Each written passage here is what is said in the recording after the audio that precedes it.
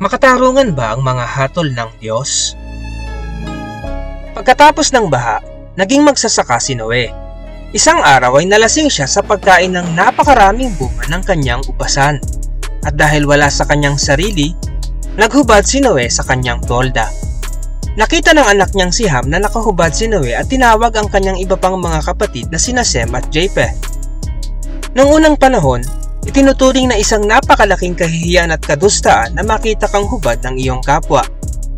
Kaya lumakad ng paatras sina Sem at Japheth upang hindi nila makita ang kahubaran ni Noe, tanda ng kanilang paggalang sa kanilang mahal na ama na ginamit ng Diyos upang iligtas sila sa baha.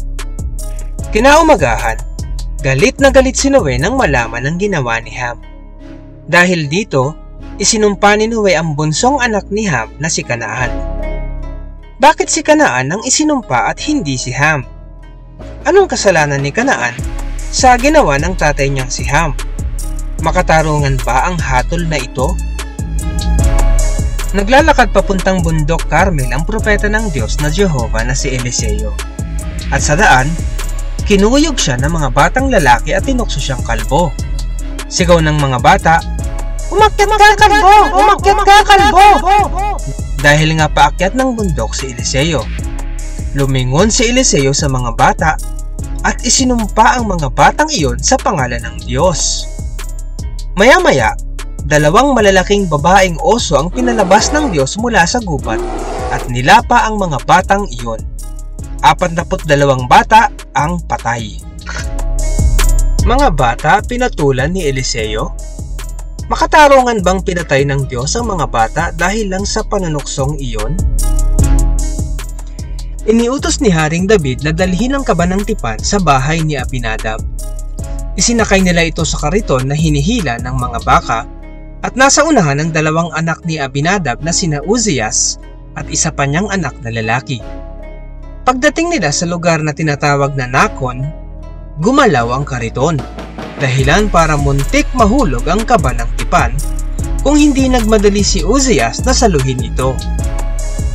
Sa batas ng Diyos noon, mahigpit na ipinagbabawal hawakan ng kaban ng tipan. Tanging mga kohatitang levitang saserdote lamang ang may karapatang humawak dito.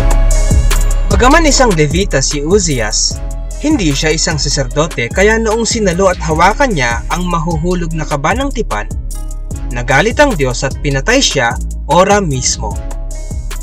Bakit pinatay si Uzias gayong tila mabuti naman ang hangarin niya na huwag mahulog ang kaban ng tipan? Isa pa, hindi ba tila gumana lang ang natural na reaksyon ni Uzias na saluhin ang mahuhulog na kaban ng tipan? Ilan lamang ito sa mga totoong pangyayaring naiulat sa Biblia na tila palaisipan sa marami. Bakit kaya ganun? Masyado naman atang malupit ang parusang iyon? Akala ko ba'y maibigin ng Diyos?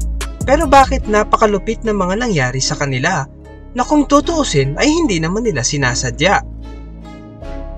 Mga katoto, tinitiyak po ng inyong abang lingkod na ang mga kwentong ito ay isinama ng tunay na Diyos na maisulat sa Biblia, hindi upang questionin ang Diyos, kundi para tayo'y matuto, magpakumbaba, suriin ang ating mga tunay na motibo at magtiwala sa kanyang kahatulan.